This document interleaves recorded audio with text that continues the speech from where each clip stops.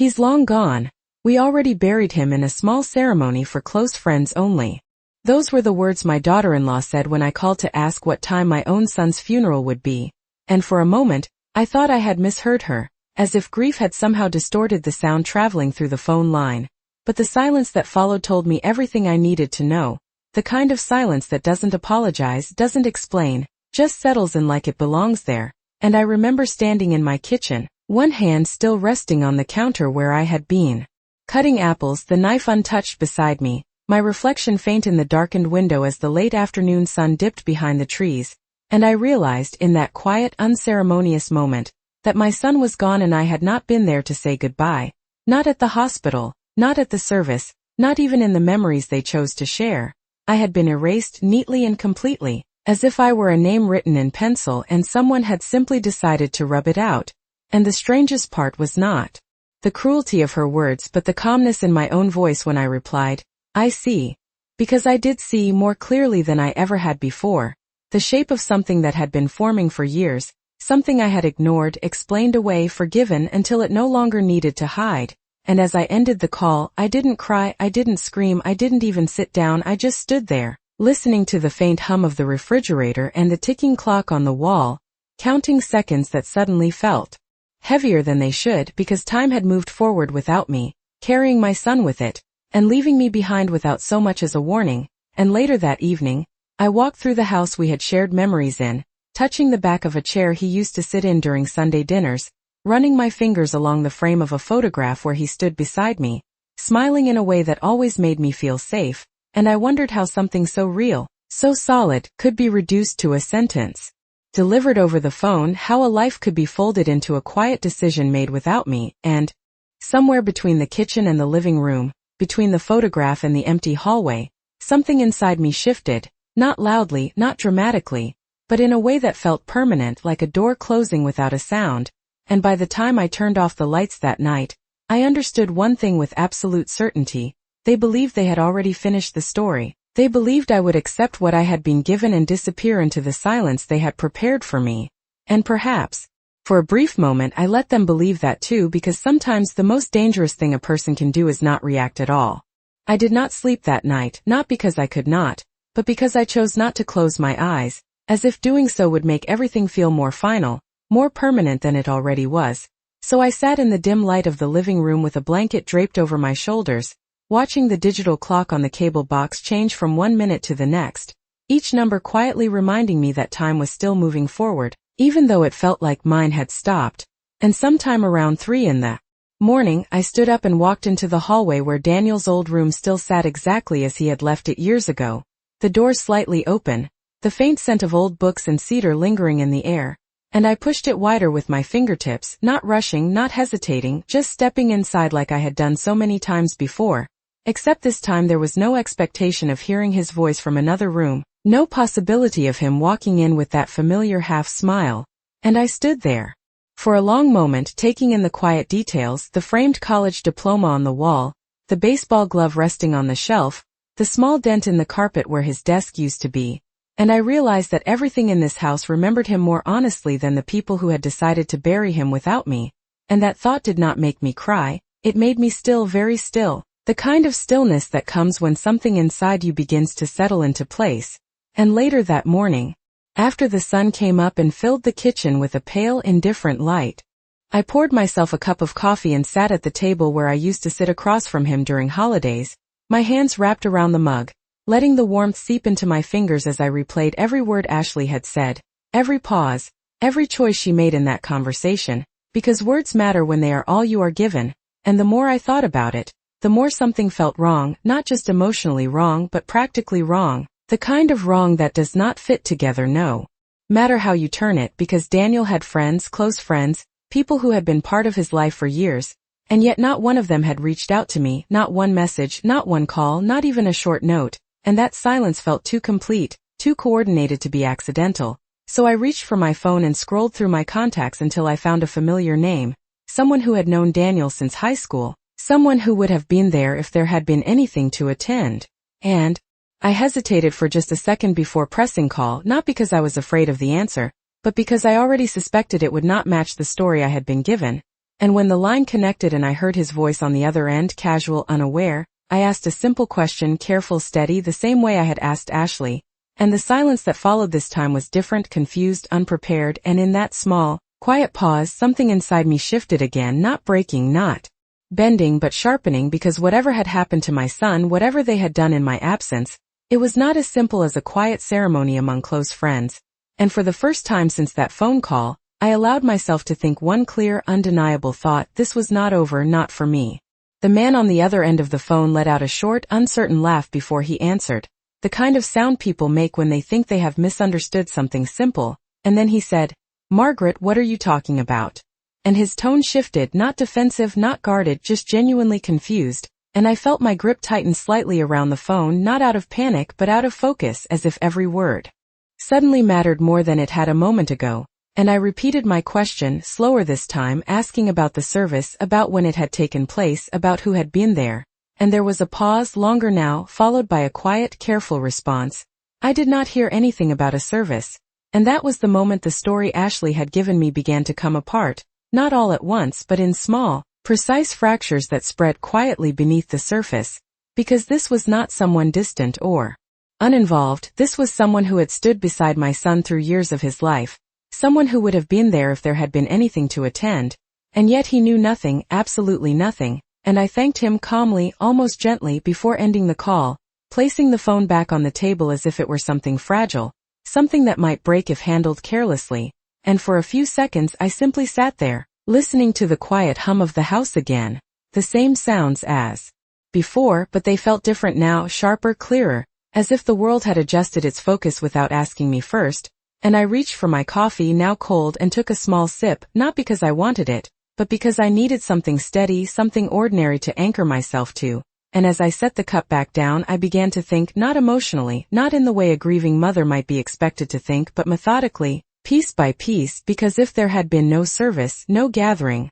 no acknowledgement from the people who should have been there, then what exactly had Ashley meant when she said those words? What had actually happened in those days I had been left in the dark? And more importantly, why had I been kept there? Because omission requires effort, silence requires intention, and this silence was too complete to be accidental. And as those thoughts settled into place, I stood up and walked to the small desk in the corner of the living room, the one I had used for years to organize bills and letters and the small details of daily life. And I opened the drawer where I kept old documents, not searching for anything specific at first, just allowing my hands to move through familiar papers until I found the folder with Daniel's information, insurance details, emergency contacts, things a mother keeps without thinking she will ever need them in this way. And I placed it on the desk, opening it slowly, as if I were stepping into something I could not yet fully see. And in that moment I understood something with quiet certainty: whatever had been done quickly, quietly, and without me. But that did not mean it had been done cleanly,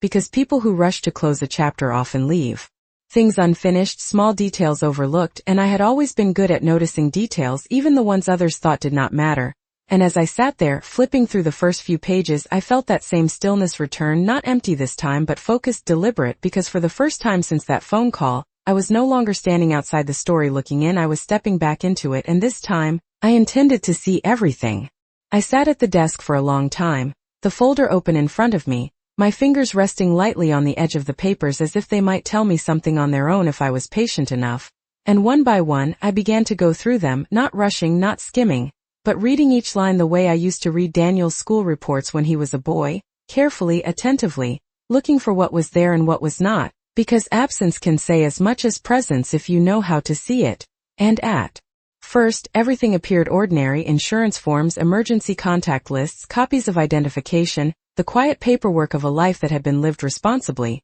But then I noticed something small, something that did not fit the pattern I remembered: a recent update, a change in contact information that I had not been told about, and I paused, my eyes lingering on the date, tracing it again to make sure I had not misunderstood, because it had been made only a few weeks ago, far too recent to be part of anything routine. And I leaned back slightly in my chair, letting that detail settle into my thoughts, because changes like that do not happen without a reason. And they certainly do not happen without someone initiating them. And as I continued turning the pages, another detail surfaced, then another, each one subtle on its own, but together they formed something more deliberate, a pattern that felt less like coincidence and more like preparation, as if someone had been arranging things quietly behind the scenes, making adjustments that would only become visible once everything else was out of the way. And I closed the folder for a moment, resting my hands flat on top of it, feeling the weight of what I was beginning to understand, not as a sudden realization but as a slow, steady alignment of facts that refused to be ignored.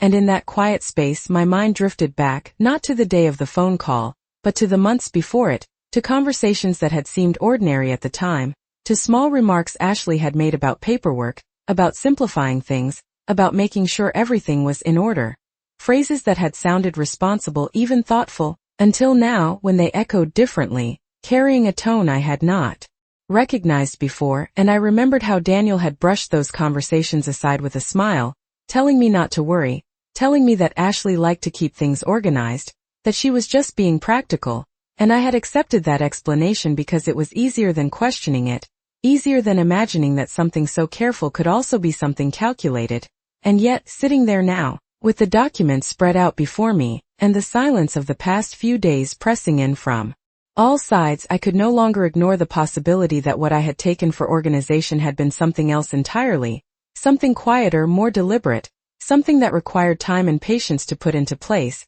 And as that thought settled into me, I opened the folder again, this time with a different kind of attention, not just reading but examining, looking at the names, the dates, the signatures, tracing the connections between them. And I noticed that my own name appeared less frequently than it used to, reduced in ways that were subtle but unmistakable, as if I had been gently moved to the margins of a story I had once been central to. And that realization did not come with anger or even sadness, it came with clarity, a clean, quiet understanding that whatever had happened to my son, whatever had been done in those days I had not been told about, had not been decided in a single moment. It had been built step by step in conversations I had not been part of, in decisions made without my knowledge. And as I sat there, the light from the window shifting slowly across the desk, I realized that I had been looking at the aftermath when I needed to be looking at the process, because if something had been constructed this carefully, then somewhere within it, there would be a flaw, a place where the pieces did not align perfectly, and all I had to do was find it. Once I started looking for it, the flaw did not hide for long. It never does, because careful plans rely on people believing they are flawless, and that belief makes them careless in ways they do not notice. And it was in the dates where I found the first clear fracture, a sequence that did not quite line up, a document processed before another had been finalized, a signature appearing too early, too conveniently placed in a timeline that was supposed to be seamless. And I leaned closer to the desk, my eyes narrowing slightly as I traced the sequence again, slower this time, confirming what I had already begun to suspect, because if everything had been done properly, there would be no reason for these inconsistencies, no reason for anything to feel rushed or out of order. And yet there it was, a small but undeniable misalignment that suggested urgency, not care, and urgency means pressure, and pressure means there was something to gain by moving quickly, something that could not wait for everything to be done the right way. And as that thought settled into place, I felt a quiet shift inside me, not emotional, not reactive, but precise, like a line being drawn where there had only been a blur before. And I closed the folder again, this time with intention, not because I was finished, but because I had seen enough to know that I was no longer dealing with uncertainty. I was dealing with a pattern, and patterns can be followed. And as I stood up from the desk, I walked to the window, looking out at the street where everything appeared unchanged. Neighbors going about their routines, cars passing by, the ordinary rhythm of a world that had no idea what had just been uncovered inside my home.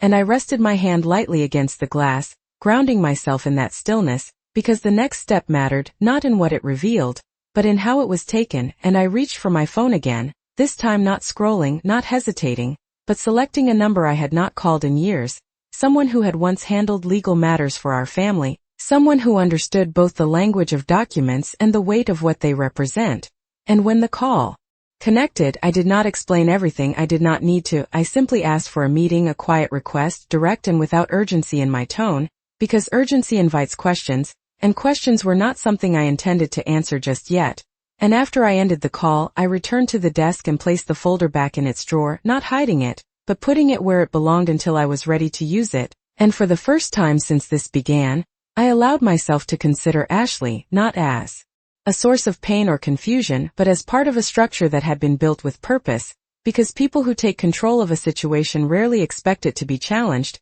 especially not by someone they have already dismissed, and that is where their confidence becomes their weakness, because they stop watching, they stop anticipating, they assume the story has already been written. And as I moved through the house that afternoon, turning off lights I had not realized were on, straightening objects that did not need to be straightened, I could feel that quiet clarity settle more firmly into place, because whatever had been done with the expectation that I would remain exactly where they had left me, confused, isolated and silent, and I had been all of those things, for a moment, but moments pass, and when they do, they leave behind something sharper, something more focused, and by the time the sun began to set again, casting long shadows across the floor, I understood that I did not need to confront anything yet. I did not need to demand answers or force explanations, because the truth has a way of revealing itself when it is given the right space, and all I had to do was make sure that space existed, quietly, carefully, without drawing attention to it, because the less they saw me moving, the less they would understand what I was about to change. The meeting was scheduled for the following morning, early enough that the city still felt quiet when I stepped outside, the air cool and steady, carrying that faint stillness that exists before the day fully begins, and as I drove across town I did not turn on the radio, I did not fill the space with noise because I needed the silence, not the empty kind that had surrounded me before, but a focused silence, one that allowed each thought to settle into place without distraction. And when I arrived at the office building, I parked carefully, taking a moment before stepping out of the car, adjusting my coat, smoothing my hands over the fabric in a gesture that had nothing to do with appearance and everything to do with control, because control begins in the smallest movements, the ones no one else notices. And inside, the lobby was exactly as I remembered, polished floors, muted lighting, a receptionist who greeted me with professional warmth that did not linger. And I gave my name. My voice calm, even as if I were there for something routine, something expected, and within minutes I was shown into a quiet office where time seemed to move differently, slower, more deliberate, the walls lined with books that held other people's decisions, other people's consequences, and when he walked in, he recognized me immediately, his expression shifting from polite formality to something more attentive, because people in his profession learn to read the difference between a simple inquiry and something that carries weight. And I did not waste time explaining everything. I did not tell the story from the beginning. Instead I placed the folder on the desk between us and opened it, turning it so he could see the pages I had marked, the dates, the signatures, the small inconsistencies that had begun to form a larger shape, and I watched as his eyes moved across the documents, his expression tightening slightly, not in surprise but in recognition, as if he had seen this kind of pattern before. And when he finally looked up at me, there was no confusion in his voice when he spoke, only clarity, and that was when the situation shifted from something personal to something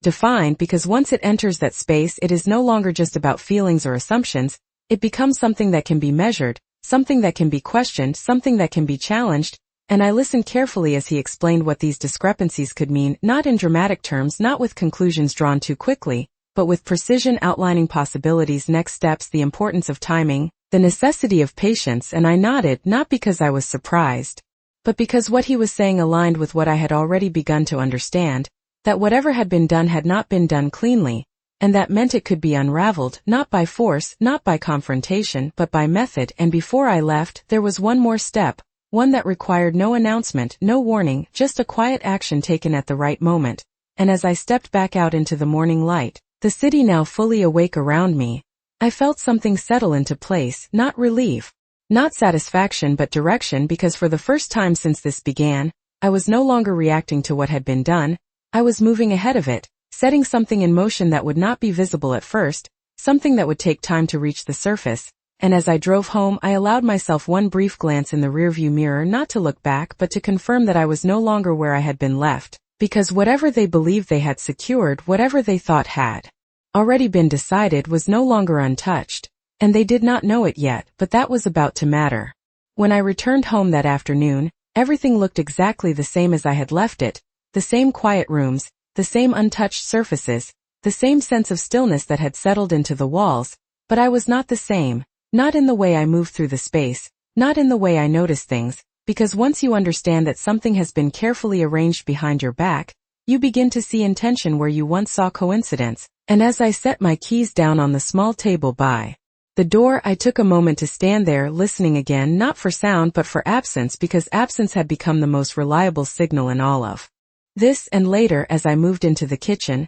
I reached for my phone and placed it face down on the counter, not out of habit but out of choice, because I knew there would be silence from Ashley, and that silence would no longer confuse me. It would confirm what I already understood, that she believed everything had been handled, everything closed, and that belief was exactly what I needed to remain intact, because the less she questioned, the less she would interfere. And over the next 2 days I did very little that anyone would notice. I went through my routines, I made my coffee in the morning, I walked through the neighborhood in the afternoon, I even called a neighbor to ask about something trivial, a conversation that had no purpose except to maintain the appearance of normalcy. And beneath all of that, quietly, without urgency, the process that had been set in motion continued to move forward, documents being reviewed, requests being submitted, small actions taken at precisely the right time, none of them dramatic, none of them visible from the outside, but each one adding weight to something that would eventually surface. And on the third morning, just after 10 o'clock, the first sign appeared, not in the form of confrontation, not in a direct message, but in something far more subtle, a notification, a small alert that indicated a delay, a hold, a temporary pause placed on something that had previously moved without resistance. And I looked at it for a moment, not reacting, not even touching the screen, just allowing the significance of it to settle, because this was how it begins, not with noise, not with chaos, but with interruption, a shift in a process that had been assumed to be smooth. And I set the phone back down, returning to what I had been doing, because there was no need to acknowledge it outwardly, no need to respond. And as the day continued, another small sign followed, then another, each one quiet, each one contained, but together forming a pattern that could no longer be ignored by anyone directly involved. And by the evening, as the light faded once again and the house returned to its familiar stillness, I knew that somewhere, not here, not in this quiet space, but somewhere else, something had begun to feel different for Ashley. Not enough to understand, not enough to explain, but enough to notice, because when control starts to shift even slightly, the person holding it feels the change before they can identify the cause. And that feeling does not remain quiet for long, it grows, it presses, it demands attention. And I sat in the living room, my hands resting calmly in my lap, not waiting, not anticipating, simply existing in that space as I had before. Except now there was something else beneath the silence. Something that had not been there at the beginning. A steady, quiet certainty that whatever had been set in motion would reach its destination. Not because I forced it to, but because it had been built carefully enough to move on its own. And all I had to do was let it continue. By the next morning, the silence had changed again, not in volume, not in presence, but in weight, because there is a difference between silence that comes from control and silence that comes from uncertainty. And I could feel that difference settling in quietly, like a shift in the air before a storm that has not yet arrived. And I moved through my routine as I had the day before, making coffee, opening the curtains, letting the light fall across the same familiar surfaces, but now each small action felt deliberate, grounded in something steadier than habit, because I knew that what had been set in motion was no longer contained. It had begun to reach outward, touching places I could not see but could clearly sense. And just after noon, the first direct sign arrived, not a call, not a message, but a notification that required attention, a formal request for verification that had been triggered somewhere within the system, something that should not have appeared if everything had been handled properly. And I read it once, then again, not because I did not understand it, but because I wanted to confirm that it had unfolded exactly as expected. And when I set the phone down, I did not smile, I did not react outwardly at all, because this was not a moment for emotion, it was a moment for observation. And within an hour another signal followed, this one less structured, less contained, a missed call, then another, both from a number I recognized immediately, and I let them pass. Not out of hesitation but out of timing, because timing matters when someone else begins to lose their footing. And it was not until the third attempt, when the silence between calls had grown shorter, more urgent, that I finally reached for the phone and turned it over, watching it light up again with her name. And I answered without rushing, my voice steady, unchanged, as if nothing at all had shifted on my end. And for a brief moment, there was only breathing on the other side, uneven, unsettled, the kind of breathing that belongs to someone trying to understand something that no longer makes sense. And then her voice came through, sharper than before, stripped of the calm certainty she had carried just days earlier, asking questions that were not yet fully formed, sentences that started and stopped as if they could not find a stable ground to stand on. and I listened, not interrupting, not correcting, just allowing her to speak, because people reveal more in confusion than they ever do in control. And when she finally paused, waiting for something from me, an answer, a reaction, an explanation, I gave her none of those things. I simply said that I did not understand what she was referring to, my tone even, my words carefully measured, and the silence that followed was no longer the same silence she had given me before. This one carried weight, pressure, uncertainty pressing in from all sides, and I could hear it in the way she tried to regain her composure, the way she attempted to reshape the conversation into something she could manage, but it did not hold because once doubt enters, it does not leave easily, and as the call ended, not with resolution, not with clarity, but with tension left hanging in the space between us, I set the phone down again and returned to the window, looking out at the same street, the same quiet movement of the world beyond my home. And I understood that this was the point where everything begins to shift visibly, not all at once, not dramatically but undeniably, because control had been interrupted, and once interrupted it does not return in the same form, and whatever she had believed was finished was no longer stable, no longer certain, and this time she was the one standing in the silence trying to understand what had changed, while I remained exactly where I was, steady, quiet, and no longer invisible. The next time she called, there was no pause, no attempt to compose herself before speaking. Her voice came through immediately, sharp and unsteady, the kind of voice that no longer tries to hide what it is feeling, and I answered the same way I had before, calm, measured, unchanged, because consistency has a way of unsettling people who are already off balance, and she did not waste time with questions this time. She went straight to accusation, her words coming faster now, overlapping, trying to make sense of something that no longer followed the path she had expected. And I listened again, not interrupting, not correcting, allowing her to reveal exactly how much she did not understand, because confusion exposes the structure beneath it. And when she finally stopped, waiting for me to respond, I let a moment pass, just long enough for the silence to settle between us, and then I spoke, not with anger, not with emotion, but with clarity, asking a single question in return, simple, direct, one that did not raise my voice but shifted the ground beneath her entirely. Where is my son? And the silence that followed was different from any silence before. It was not controlled, not calculated, it was empty, uncertain, as if the answer she had relied on no longer existed in a form she could use. And I did not fill that silence for her, I let it remain, because some questions do not need to be repeated to be understood. And when she finally spoke again, her voice had changed, the sharpness replaced by something else, something less certain, less steady, and she tried to redirect, to return to the narrative she had already given me, but it no longer held the same weight, because once doubt has been introduced, repetition does not restore belief, it only highlights the gaps, and I could hear it in the way she hesitated, the way her words no longer connected as smoothly as they had before, and I listened until she reached the end of what she could say, until the structure she had built around this situation revealed its limits, and only then did I respond again.